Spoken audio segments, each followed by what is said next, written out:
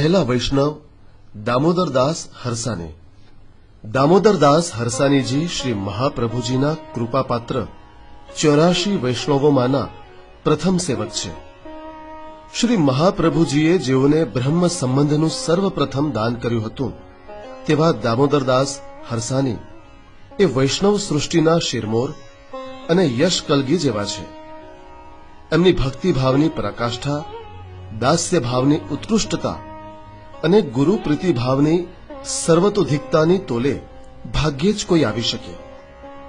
પોતાના અત્યંત પ્રિય એવા આ સેવકને શ્રી મહાપ્રભુજી દમલા કહીને સંબોધતા। શ્રી મહાપ્રભુજી શ્રી ગોકુલના ગોવિંદ ઘાટ પર આવેલા એક ચોતરા પાસે વૃક્ષની છાયા નીચે વિશ્રામ કરતા હતા ત્યારે શ્રી મહાપ્રભુજીને એક અલૌકિક ચિંતા ઘેરી વળી કે સંસારમાં પડેલા આ જીવનો ઉદ્ધાર કેવી રીતે થઈ શકે। શ્રી ઠાકોરજીએ તેમની ચિંતા દૂર કરતા કહ્યું, તમે જીવોને બ્રહ્મ સંબંધ કરાવો। આપશ્રીએ તરત જ શ્રી ઠાકોરજીને કહ્યું કે જે જીવને આપ બ્રહ્મ સંબંધ કરાવવાની આજ્ઞા કરો છો તે તો અનેક દોષવાળો છે, જ્યારે શ્રી પૂર્ણ પુરુષોત્તમ નિર્ગુણ છે તેનો આપની સાથે સંબંધ કેવી રીતે થઈ શકે। ત્યારે ઠાકોરજીએ આજ્ઞા કરતા કહ્યું, વલ્લભ, તમારું નામ અને સ્વરૂપ અત્યંત દિવ્ય છે। તમે જે જીવને નામ નિવેદન કે બ્રહ્મ સંબંધ કરાવશો તે નિર્દોષ બની જશે અને મારી કૃપાનો અધિકારી બનશે।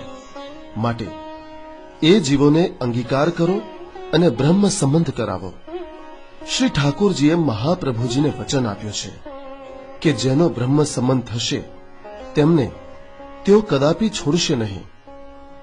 આ સંવાદ થયો ત્યારે દામોદરદાસ થોડે દૂર સૂતા હતા। પછી મહાપ્રભુજીએ દામોદરદાસને પૂછ્યું, દમલા, ત્યાં કશું સાંભળ્યું? ત્યારે તેમણે પ્રત્યુત્તર આપતા કહ્યું, મેં સાંભળ્યું તો ખરું પણ સમજ્યો નહીં। ત્યારબાદ શ્રી મહાપ્રભુજીએ તેમને બ્રહ્મ સંબંધ વિશે જ્ઞાન આપ્યું અને બીજી સવારે શ્રાવણ સુદ 12ના રોજ દામોદરદાસે સૂતરનું પવિત્રું સિદ્ધ કરીને શ્રી મહાપ્રભુજીને ધરાવ્યું।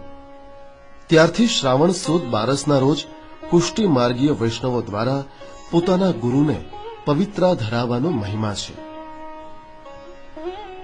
એક વખત શ્રી મહાપ્રભુજી સુંદર શિલા પાસે વૃક્ષ નીચે દામોદરદાસજીના ખોળામાં માથું મૂકીને પોઢ્યા હતા। તે વખતે શ્રી ગોવર્ધનનાથજી ત્યાં પધાર્યા। ત્યારે દામોદરદાસજીએ શ્રી ગોવર્ધનનાથજીને ઇશારો કરીને જ એમ કહ્યું કે હમણાં અહીં ન આવશો, નહીતર શ્રી મહાપ્રભુજી જાગી જશે। તેથી શ્રી ગોવર્ધનનાથજી થોડે દૂર જ ઊભા રહી ગયા। થોડીક વારમાં શ્રી મહાપ્રભુજી જાગી ગયા ત્યારે શ્રી ગોવર્ધનનાથજીને જોઈને તેમણે કહ્યું કે આપ પાસે પધારો, છેક ત્યાં કેમ ઊભા છો? ત્યારે શ્રી ગોવર્ધનનાથજીએ કહ્યું કે તમને નિંદ્રામાં વિક્ષેપ ન પડે એટલે તમારા સેવકે મને મના કરી છે। એટલે તરત જ શ્રી મહાપ્રભુજી દામોદરદાસજી પર ચીડાઈ ગયા। ત્યારે શ્રી ગોવર્ધનનાથજીએ કહ્યું કે તમે એના ઉપર શા માટે ચીડાવ છો? એણે તો પોતાનો ધર્મ બજાવ્યો છે। ગુરુ માટે એમણે જે કર્યું એ બરાબર જ છે। ત્યારબાદ શ્રી ગોવર્ધનનાથજી શ્રી મહાપ્રભુજીના ખોળામાં આવીને બેઠા અને શ્રી મહાપ્રભુજીએ કહ્યું કે આપ કંઈક આજ્ઞા કરો। ત્યારે શ્રી ગોવર્ધનનાથજીએ કહ્યું કે મને ગાય ખૂબ પ્રિય છે। પછી તરત જ શ્રી મહાપ્રભુજીએ સદુ પાંડે નામના વૈષ્ણવને બોલાવી પોતાની વેદકર્મ કરવાની પવિત્રી આપીને કહ્યું કે આમાંથી પૈસા મેળવી શ્રી ગોવર્ધનનાથજી માટે ગાય લઈ આવો। કબીર કહે છે કે ગુરુ ગોવિંદ દોનો ખડે કિસકો લાગુ પાય, ગુરુ ગોવિંદ દોનો ખડે કિસકો લાગુ પાય, બલિહારી ગુરુ આપકી ગોવિંદ દિયો બતાય।